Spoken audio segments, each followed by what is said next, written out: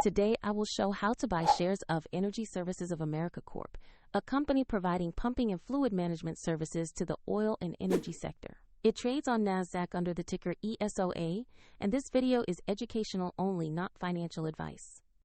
To buy shares, you need a brokerage account, and we'll use eToro as an example to demonstrate the steps. After registering, you must verify the account, typically with an identity document, and then add funds before placing a trade. Use the platform search bar and type the ticker ESOA to find Services of America Corp. Make sure you select the correct NASDAQ listing for the company. On the asset page, you'll see basic company information and a price chart showing recent trading activity. Double-check the company name and the NASDAQ ticker ESOA to confirm it's the right stock. Tap, buy, or trade, enter the amount you want to invest, review the order details, and then confirm the purchase. If the market is closed, the order may be pending until trading resumes, and if you lack sufficient funds, the platform will prompt you to add money before confirmation.